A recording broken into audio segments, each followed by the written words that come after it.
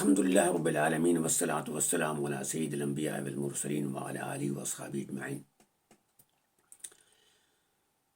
رب اشرح لی صدری ویسر لی امری واحلل عقدۃ من لسانی یفقہوا قولی. رب زدنی علما. معزز حاضرین و سامعین، السلام علیکم ورحمۃ اللہ وبرکاتہ. ہفتہ وار درس قرآن کے ساتھ حاضر خدمت ہوں. آج ہم آیات نمبر 25 سے آگے انشاءاللہ درس کریں گے. یہ حضرت نوح علیہ السلام کا قصہ ہے. سورج جو کہ مکی ہے، لہٰذا اس میں انبیاء کے واقعے ہیں. اس میں پھر آگے حضرت ہود کا بھی واقعہ آئے گا. تو اصل میں مقصد تو ان واقعات کا یہ ہے کہ ہمیں انسان کی نیچر کا پتہ ہونا چاہیے کہ گمراہی جو ہے یہ آج سے نہیں بلکہ حضرت آدم کے بعد فوراً شروع ہو گئی تھی. اسی دوسرے انبیاء آتے رہے، اور یہ حضور کے بعد اب انبیاء نے نہیں آنا ہے. اب امت کا فرض ہے کہ بڑے پیارے انداز میں اپنے پیغام پہنچائے. اور حضور کے بعد اس دنیا نے لمبا رہنا بھی نہیں ہے. وہ 1000 years والی باتیں جو ہیں نا وہ مشکل ہیں، کیونکہ اللہ نے جب آخری نبی بھیجا ہے تو ظاہر ہے وہ اتنی لمبی مدت نہیں ہوگی، ورنہ آخری نبی نہ ہوتا. کیونکہ گمراہی تو اللہ کو پتہ ہے کہ پھیلنی پھیلنی، شیطان موجود ہے، اس نے طاقت بھی دی ہے. تو آیت مبارکہ آیت نمبر 25 ہے. سماعت فرمائیں. اعوذ باللہ من الشیطان الرجیم، بسم اللہ الرحمن الرحیم.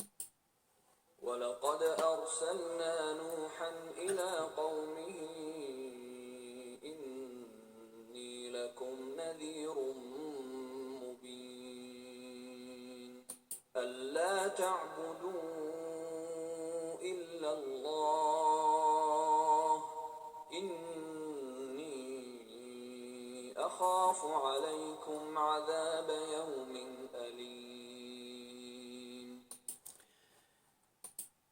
تمام انبیاء کا یہی رہا ہے کہ بے شک ہم نے بھیجا نوح کو اس کی قوم کی طرف، اور انہوں نے کہا کہ میں تمہیں الاعلان ڈرانے والا ہوں، نذیر مبین، بڑا واضح طور پر ڈرانے والا ہوں کہ اگر اللہ کے احکام.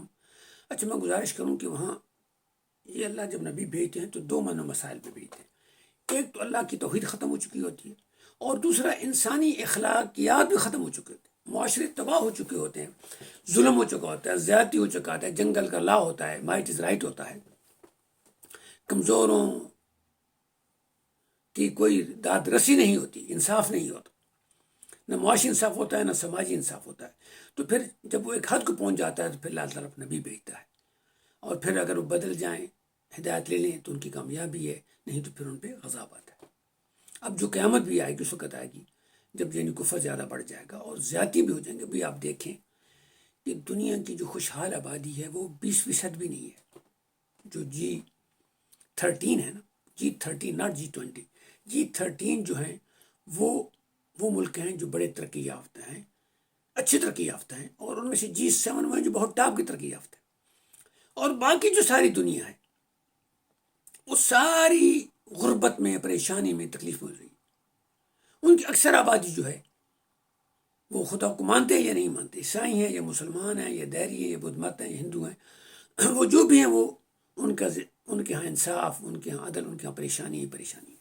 اسے ہم کہتے ہیں انڈر ڈیولپ ورلڈ یا بیک ورڈ ورلڈ جو بھی ہے. تو فرمایا حضرت موسیٰ نے سے کہا، حضرت نوح نے کہا کہ بھئی میں اللہ کی طرف سے تمہیں نبی آیا ہوں. کیا کہنے کے لیے آیا ہوں؟ کہ تم اللہ کے سوا کسی کی عبادت نہ کرو. کیوں؟ اگر اللہ کے سوا کسی طرح تمہیں بات کر رہے ہو بتوں کی، کیونکہ اللہ کی جب عبادت نہیں کرتے ہیں تو پھر ان کے اندر آخرت کا خوف بھی ختم ہو جاتا ہے. جب آخرت کا خوف ختم ہو جاتا ہے تو عدل کا جو خوف تھا یا جو بدلے کا ڈر تھا وہ بھی ختم ہو جاتا ہے. پھر مائٹ از رائٹ اور جنگل کا لا بالکل شروع ہو جاتا ہے، کوئی اس کو رکاوٹ نہیں ہوتی، خوب پھیلتا ہے. فرمایا اس واسطے میں تم کیا تھا کہ میں تم پہ بہت بڑے غضب کو دیکھ رہا ہوں کہ اگر تم نے یہ ظلم ختم نہ کیا تم پر بڑا غضب ہوگا. اگلی آیت مبارکہ ہے. فقال الملأ الذين كفروا من قومه ما نراك إلا بشرا مثلنا وما نراك اتبعك إلا الذين هم أراذلنا بادي الرأي وما نرى لكم علينا من نرى لكم علينا من فضل بل نظنكم كاذبين. اب وہ تو پیغام تھا حضرت موسیٰ کا، حضرت نوح علیہ السلام کا ساری. اب ان کا جو جواب ہے، ان کا یہ جواب یہ ہے. اچھا، جواب کس کا تھا؟ سرداران قوم کا تھا. اب یعنی عام طور پہ ظلم کی ابتدا جب ہوتی ہے تو پھر طبقاتیت آ جاتی ہے. ایک طبقہ بینیفیشری ہوتا ہے اور ایک طبقہ جو ہے اوپریسڈ ہوتا ہے. ایک پسا ہوا طبقہ مظلوم طبقہ ہوتا ہے، اور ایک مفاد یافتہ اور جو کہ ہم کہیں کہ جو یہ سہولیات یافتہ، یا اسے کہیں کہ جو جس کو تمام مراعات یافتہ. ایک مراعات یافتہ ہوتا ہے اور دوسرا ایک مظلوم ہوتا ہے. جو مراعات یافتہ تھا ملأ القوم تھا. اب یہ دیکھیں، یہ حساب تمام ڈیولپنگ کنٹریز میں ہے. یہ آپ پاکستان دیکھ لیں، انڈیا دیکھ لیں، عرب کنٹری دیکھ لیں، افریقن کنٹری دیکھ لیں، ویتنام دیکھ لیں، یہ سب میں ایک طبقہ مراعات یافتہ ہے جو اس سسٹم کو رہنے دیتا ہے، خواہ ڈیموکریسی کا نام ہو، خواہ کمیونزم کا نام ہو، خواہ اس کا نام ہو جو منارکی کا نام ہو، خواہ جو بھی قسم کا نام ہو، ڈکٹیٹرشپ ہو. اور ایک وہ ہے جو مظلوم ہے. لیکن جو اچھے ملک ہیں ان میں یہ جو مراد یافتہ طبقہ ہے یہ برائے نام ہے وہاں بھی. یہ نہیں کہ نہ ہو، یہ تو اللہ کی برابری تو ہے نہیں نا، انسان کو مشین تو ہے نہیں نا، لیکن اس کا اثر بہت کم ہے. لیکن ان ممالک میں وہ اتنا اثر والا ہے کہ جو چاہے کر سکتا ہے اقلیت میں، لیکن اکثریت تابع. جسی طرح اب دیکھیں جو ڈیولپ کنٹری ہیں وہ اقلیت میں، لیکن ساری ورلڈ جو آپ کے سپر پاورز ہیں، سیکورٹی کونسل ہے وہ جو مرضی کرتی ہے، ورلڈ بینک میں جو مین کنٹریبیوٹر وہی کرتے ہیں، IMF میں جو مرضی وہی کرتے ہیں. یہ سارے جو ملک ہیں بیچارے ان کو دبا دیتے ہیں اس مونیٹری سسٹم کی بنا پر، اور ان کے بینیفٹ میں کام کر رہا ہے. اب پاکستان خود فیٹف سے گزر رہا ہے. یہی چیز ہے. تو انہوں نے کہا کہ اے نوح ما نراک الا بشر مثلنا. اب یہ بڑی اہم بات ہے کہ ہم آپ کو تو ہم عام آدمی سمجھتے ہیں. ہم بشر مثلنا، ایک بشر ہو، عام آدمی ہو.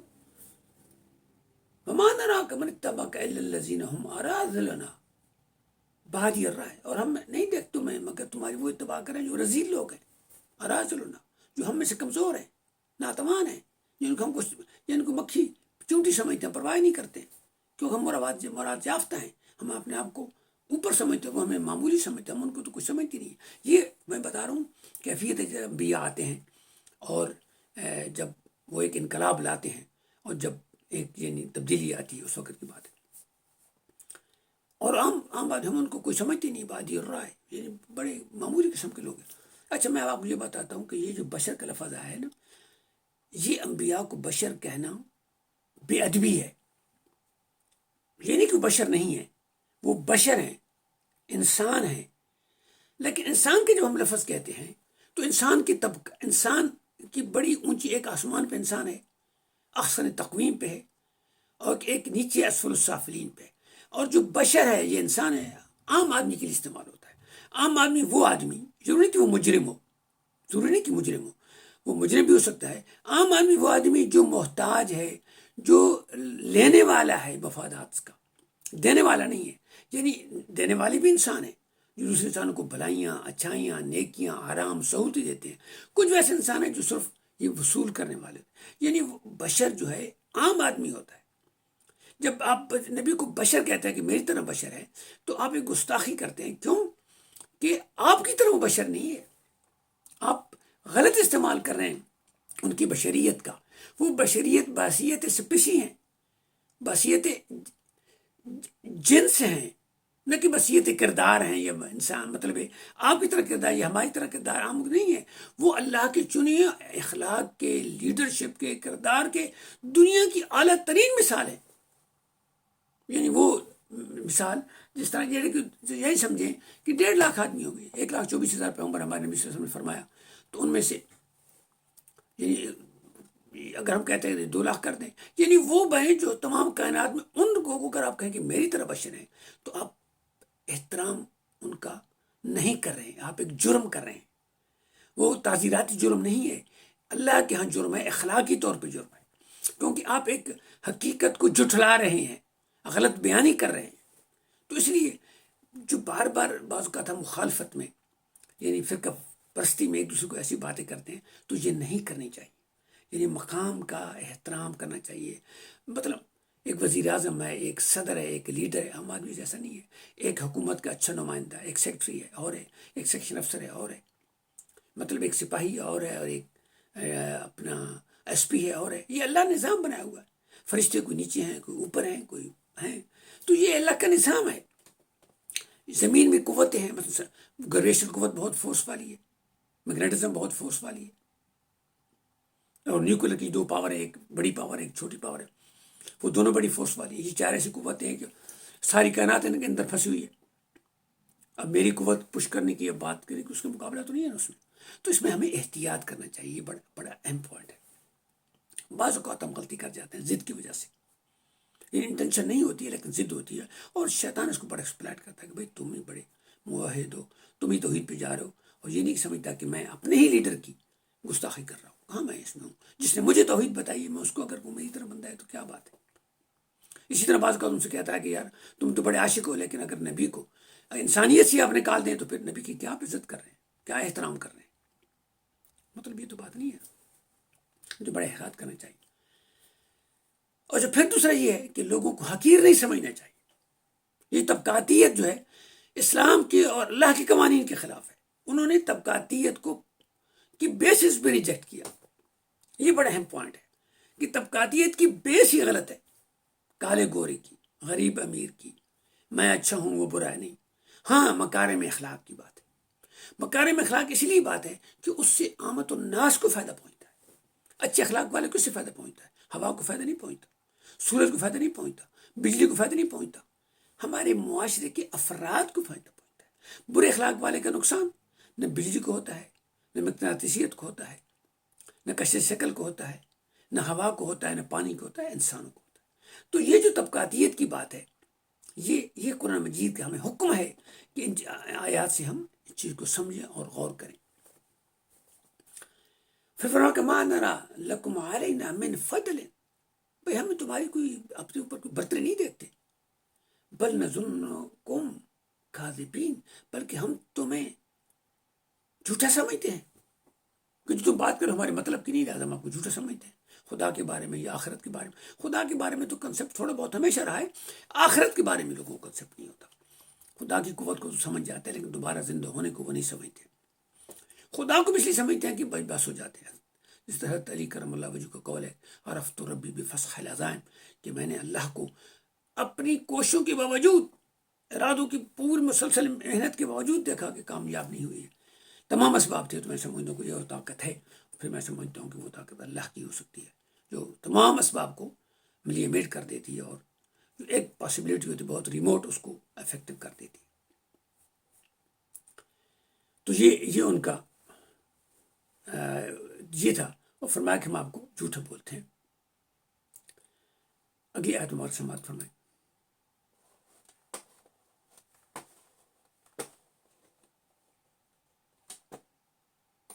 قال يا قوم أرأيتم إن كنت على بينة من ربي وآتاني رحمة من عنده فعميت عليكم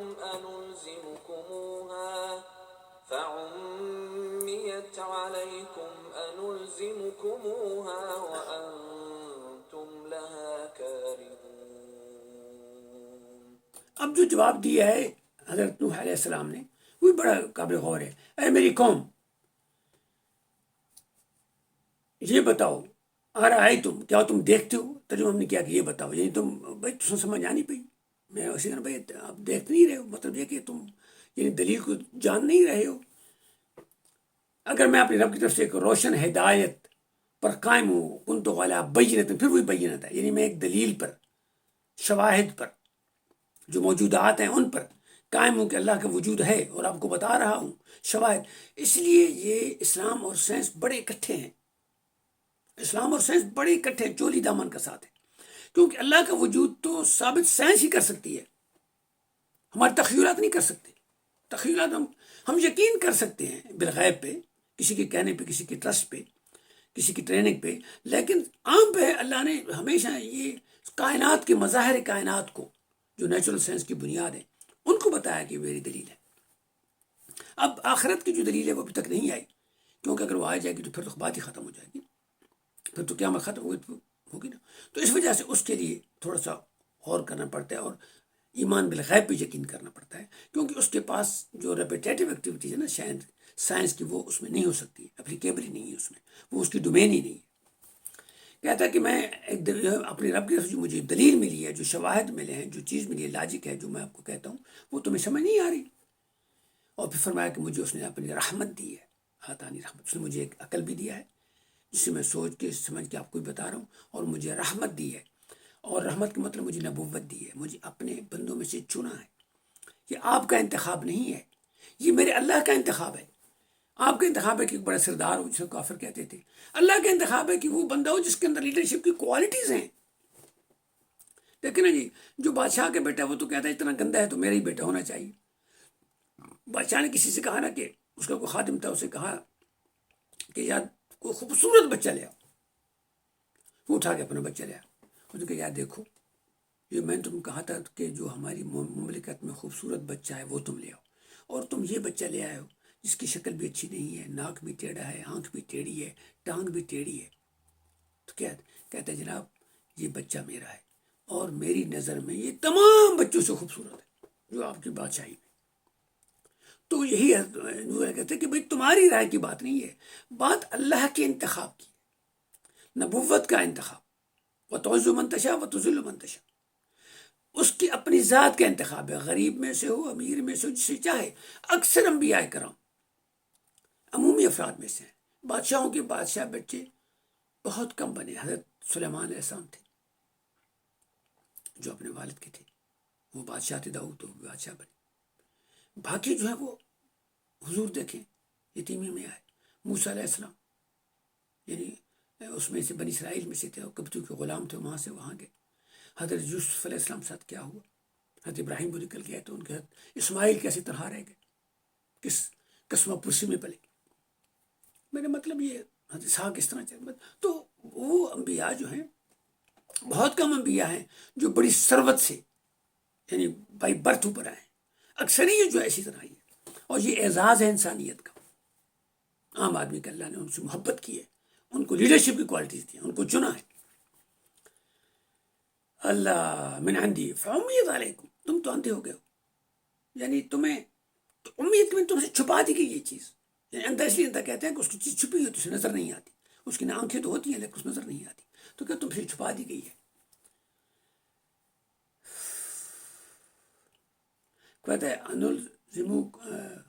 انلزمکموہا، پھر ہم تم پر یہ مسلط یہ نہیں کریں گے، وانتم لہا کارہون، کہتا ہے کہ ہم تم پہ زبر سے مسلط نہیں کریں گے، کہ تم اس پہ جبر نہیں کریں گے۔ یہ اللہ کا پیغام ہے، پہنچانے والا ہے، محبت سے پہنچانے والا ہے۔ اس پہ عمل کرو گے تو تمہارا فائدہ ہے، عمل نہیں کرو گے تو تمہارا نقصان۔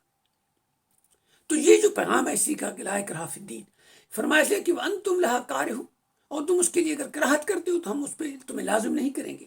انلزمکموہا یعنی ہم تم پہ لازم، یہ تمہیں ٹھونسیں گے نہیں تمہارے اوپر۔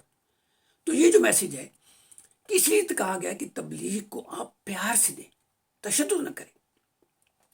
نفاذ میں جو مانتا ہے اس پہ کہیں کہ بھئی جب آپ نے مانا ہے تو صحیح مانو، نہیں مانتا ہے نہ مانو۔ تو جو اللہ کے ساتھ اس کے تعلقات ان میں رہنے دے، جو تعزیرات آئی ہیں انہیں کو استعمال کریں۔ مستحبات کو آپ واجبات نہ بنائیں، واجبات کو فرائض کو فرائض رہنے دیں، مستحبات کو مستحبات رہنے دیں، مکروہ کو مکروہ رہنے دیں۔ تو یہ بڑا اہم پوائنٹ ہے، اس میں ہم عام طور پہ غلطی کر جاتے ہیں۔ تو اللہ تعالیٰ مجھے اور آپ کو قرآن مجید پر غور کرنے کی توفیق عطا فرمائے، اس کا پیغام محبت سے پہنچانے کی توفیق عطا فرمائے، لوگوں کے لیے آسانیاں اور راحتیں بانٹنے کی تکلیف عطا فرمائے، تکالیف میں صبر کی توفیق عطا فرمائے، ہمارے گناہوں کو معاف فرمائے، اور امت مسلموں کو عادل حکمران عطا فرمائے، اور میری اور اصحاب کی سب کی بھلائی کی کوششوں کو قبول فرمائے۔ ربنا تقبل منا انک انت السمیع العلیم وتب علینا انک انت التواب الرحیم۔ انشاءاللہ اگلے ہفتے ملاقات ہوگی۔ والسلام علیکم ورحمۃ اللہ وبرکاتہ۔